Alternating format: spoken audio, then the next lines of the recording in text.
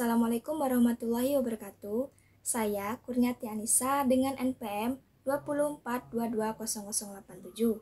Mahasiswa PGSD Universitas PGRI Silampari. Di sini saya akan menjelaskan mengenai mengembangkan pembelajaran IPS berbasis tematik pada kurikulum 2013 atau PPK dan P5 pada kurikulum Merdeka. Adalah salah satu subbab dari materi kuliah pengembangan pembelajaran IPS di SD. Baiklah, yang pertama yaitu pembelajaran berbasis tematik pada kurikulum 2013 atau PPK. Pengertian pembelajaran IPS berbasis tematik menurut Rusman 2022 halaman 77, pembelajaran tematik dalam IPS pada kurikulum 2013 bertujuan mengintegrasikan berbagai aspek pembelajaran seperti kognitif, afektif, dan psikomotorik. Menurut Rusman 2017 halaman 253 menjelaskan bahwa pembelajaran tematik merupakan pendekatan terpadu yang melibatkan beberapa mata pelajaran termasuk IPS dengan mengaitkan berbagai konsep dalam salah satu teman tertentu. Hal ini bertujuan untuk meningkatkan keterkaitan dan relevansi pembelajaran dengan kehidupan nyata siswa, sehingga mereka dapat memahami konsep secara lebih komprehensif. Pembelajaran IPS berbasis tematik kurikulum 2013 adalah dengan penguatan pendidikan karakter atau PKK adalah pendekatan yang menyatukan beberapa mata pelajaran di bawah satu tema dengan tujuan untuk memberikan pemahaman holistik bagi siswa. Pengertian PPK. Penguatan pendidikan karakter atau PPK adalah upaya untuk memperkuat karakter peserta didik melalui pembudayaan nilai-nilai utama dalam kehidupan sehari-hari di sekolah.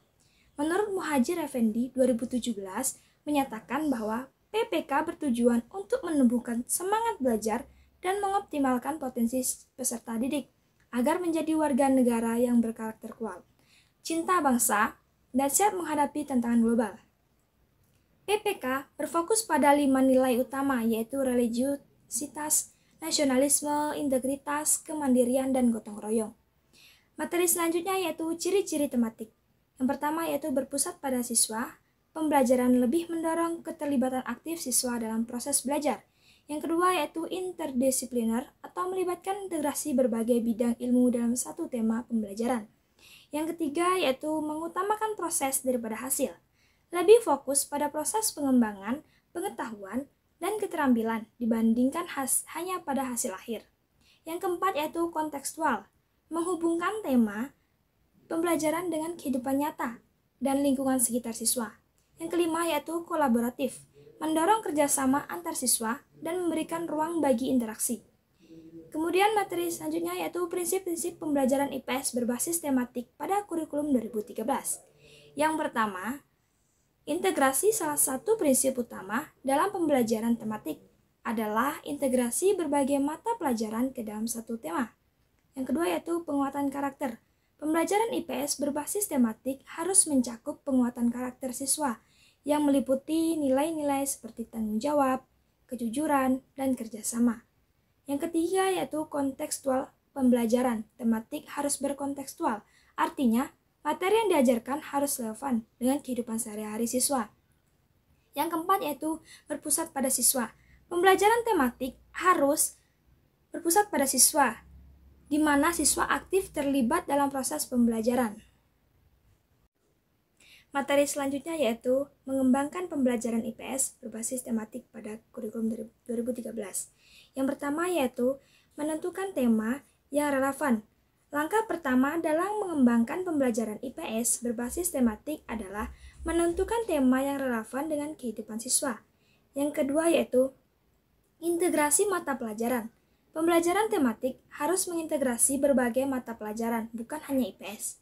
Yang ketiga yaitu pendekatan kontekstual. Guru perlu mengaitkan materi pembelajaran dengan pengalaman sehari-hari siswa, sehingga siswa dapat melihat relevansi pelajaran dengan kehidupan nyata mereka. Yang keempat yaitu penilaian berbasis proyek.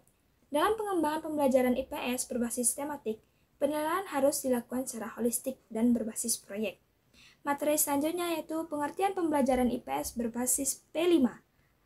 Menurut Sani 2022, halaman 53 menyatakan bahwa pembelajaran IPS berbasis P5 merupakan pendekatan yang mengedepankan proyek sebagai metode utama dalam pembelajaran. Menurut Zubaidi 2021, fungsi utama dari pembelajaran P5 adalah untuk memperkuat pendidikan karakter dengan melibatkan siswa dalam proyek-proyek yang relevan dengan isu-isu sosial, lingkungan, dan budaya di sekitar siswa. Pembelajaran IPS berbasis P5 memberikan ruang bagi siswa untuk mengembangkan keterampilan abad ke-21 melalui proyek-proyek yang relevan dengan isu-isu sosial. Dalam pendekatan ini, siswa diajak untuk melakukan penelitian, analisis, dan pembuatan produk yang berhubungan dengan topik-topik yang telah dipelajari, sehingga pengetahuan yang diperoleh menjadi lebih aplikatif dan bermanfaat. Kemudian selanjutnya yaitu pengertian P5. P5 merupakan singkatan dari Profil Pelajar Pancasila, sebuah konsep pendidikan di Indonesia yang diusung dalam kurikulum Merdeka. P5 bertujuan untuk membentuk siswa memiliki kompetensi dan karakter sesuai dengan nilai-nilai Pancasila. Ada 6 dimensi utama yang diusung dalam P5, yaitu yang pertama beriman, bertakwa kepada Tuhan Yang Maha Esa, dan berakhlak mulia, mengembangkan spiritualitas dan moralitas siswa. Yang kedua yaitu berkebenekaan global, mengajarkan siswa untuk menghargai keberagaman dan memiliki kesadaran terhadap perbedaan budaya, agama, dan suku. Yang ketiga yaitu gotong royong, mendorong kolaborasi, empati, dan kemampuan bekerja sama dalam kehidupan sosial. Yang keempat yaitu mandiri, mengembangkan kemandirian dalam berpikir dan bertindak. Yang kelima yaitu bernalar kritis, melatih siswa untuk berpikir logis, analitis, dan kritis dalam memecahkan masalah. Yang keenam yaitu kreatif, menumbuhkan kemampuan inovasi dan menciptakan hal-hal baru berdasarkan imajinasi serta pemikiran orisinal. Materi selanjutnya yaitu ciri-ciri P5.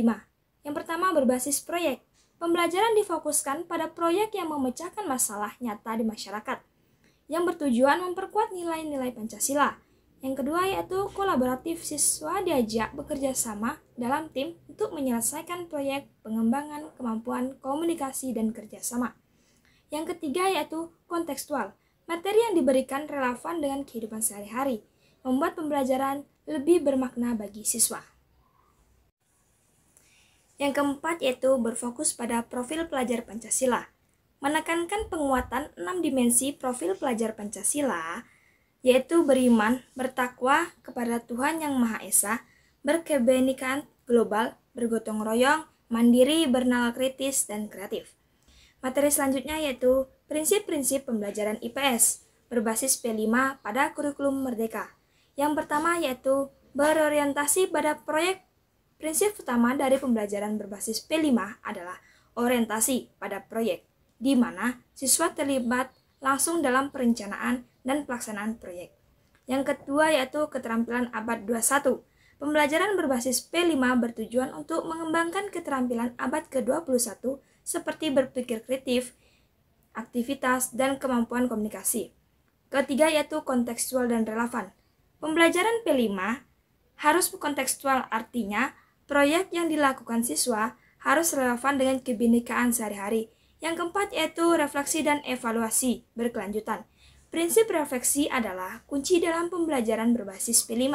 Siswa harus diajak untuk merefleksikan pengalaman mereka selama proyek, baik dari segi proses maupun hasil. Materi selanjutnya yaitu mengembangkan pembelajaran IPS berbasis P5 pada kurikulum Merdeka. Yang pertama yaitu menentukan tema yang relevan. Tema tersebut harus menarik dan dapat mengaitkan berbagai mata pelajaran, sehingga siswa dapat memahami keterkaitan antara konsep yang dipelajari. Yang kedua yaitu integrasi mata pelajaran. Pengintegrasian ini membantu siswa untuk melihat hubungan antar disiplin ilmu dan mendapatkan pemahaman yang lebih holistik tentang tema yang dipelajari. Yang ketiga yaitu pendekatan kontekstual. Guru perlu mengaitkan materi pembelajaran dengan pengalaman sehari-hari bagi siswa, sehingga siswa dapat melihat relevansi pelajaran dengan kehidupan nyata siswa. Yang keempat yaitu penguatan metode aktif. Penguatan metode aktif seperti diskusi, proyek, kelompok, dan studi kasus. Sangat dianjurkan dalam pembelajaran IPS berbasis tematik. Yang kelima yaitu penilaian berbasis proyek. Penilaian harus dilakukan secara holistik dan berbasis proyek. Penilaian tidak hanya berfokus pada hasil akhir, tetapi juga pada proses refleksi dan penguatan karakter. Refleksi setelah kegiatan pembelajaran sangat penting untuk menguatkan karakter siswa. Baik, itu saja yang bisa saya sampaikan. Saya akhiri, billahi taufik walhidayah, waridwan wal inayah, wassalamualaikum warahmatullahi wabarakatuh.